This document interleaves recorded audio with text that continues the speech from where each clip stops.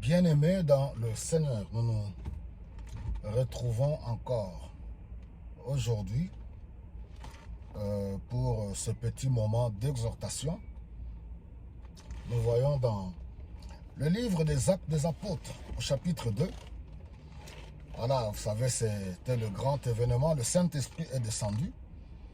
Alors, on voit que ceux qui acceptèrent le Seigneur Jésus-Christ, le nombre de disciples augmenta à environ 3000 membres. Alors, on nous dit au chapitre 2, vers le verset 40, 41, 42 par là, que ceux qui acceptèrent le Seigneur Jésus-Christ étaient ensemble. Ils partageaient leurs biens en commun.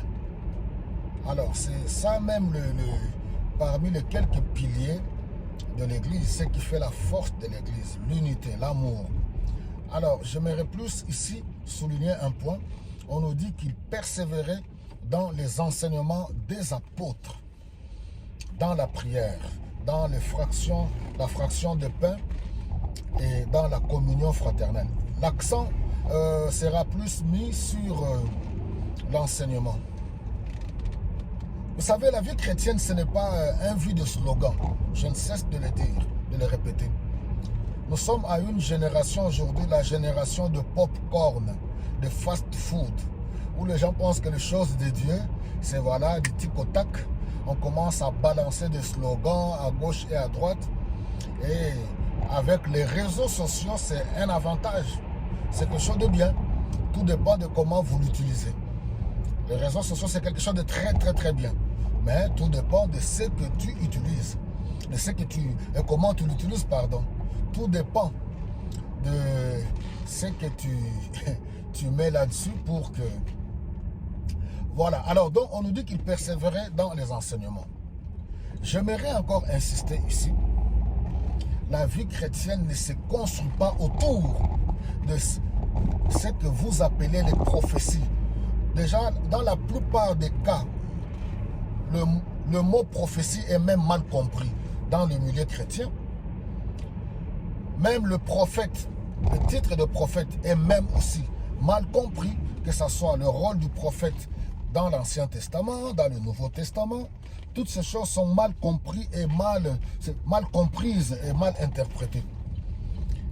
La vie chrétienne ne peut pas être bâtie sur des slogans ou des 10 heures de bonne aventure qui s'élèvent d'un bon matin et qui commencent à vous dire, cette semaine-ci, tu vas vivre ton miracle. C'est pas mauvais de déclarer des paroles de foi. Aujourd'hui, à minuit, tu vas toucher ton miracle. Tu vas vivre ton miracle. Et vous aimez entendre ça. Voilà, cette nuit, ça sera la nuit, le feu contre, voilà, ceux qui en veulent à ta vie, tous tes ennemis. Vous entendez, vous aimez entendre ça. Dans la plupart des cas, vous aimez beaucoup ça.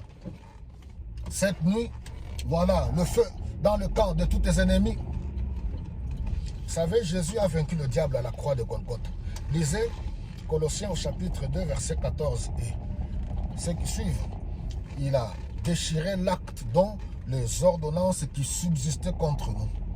Il a dépouillé les autorités des puissants du monde des ténèbres. Il les a livrés en spectacle publiquement. Donc, nous ne combattons pas pour aller chercher la victoire. Nous combattons en vainqueur. Donc, Christ nous a enrôlés dans le cortège de vainqueurs. Donc, notre vie ne peut pas être une vie de combat matin, midi et soir. Non. Je pense qu'il faut être équilibré. Beaucoup de chrétiens ont perdu même l'éclat spirituel, l'éclat de la beauté. Voilà, à cause tout simplement de combat. Et tout cela pourquoi?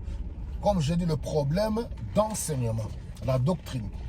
Alors, il suffit que vous puissiez avoir une mauvaise doctrine, une mauvaise interprétation des Saintes Écritures, et cela va conditionner, va avoir une influence sur votre quotidien. Comment pouvez-vous vivre, vous qui êtes ici en Europe? Vous avez vos gens que vous appelez, c'est comme ça. Maintenant, c'est le temps de nous dire beaucoup de vérités. Des gens que vous appelez des prophètes qui sont en Afrique. Toi, tu es ici en Europe. Surtout vous, mes sœurs. Tu es en Europe. Tu vis dans une société moderne avec des réalités de l'Occident. Mais vous avez des gars en Afrique que vous appelez des prophètes qui vous donnent des révélations sur les sorciers qui veulent bouffer votre vie. C'est ce qui cause beaucoup de déséquilibres. Le but de tous ces messages, tous ces derniers temps, c'est de vous aider, de sortir de cette ignorance. La vie chrétienne se construit par des enseignements. Une base solide, enseignement de la parole de Dieu. Non pas pour chercher les ennemis de ta vie, tes cousins, tes cousines, tes oncles, tes tantes, non. L'ennemi commun que nous avons, l'ennemi de nos âmes, c'est le diable, c'est Satan. Vous comprenez? Donc, il faut s'épanouir dans la vie chrétienne. Il faut grandir dans la foi. Ce sont les enseignements. Il persévérait dans les enseignements. Coup de chapeau, bravo à tous les hommes de Dieu. Tous les serviteurs de Dieu qui ont bâti le ministère sur les enseignements. C'est ce qui va faire que l'Église va croître, que les chrétiens vont grandir dans la maturité. Et il faut arrêter avec ces histoires-là. Voilà, soi-disant, c'est des diseurs de bonne aventure. C'est des charlatans.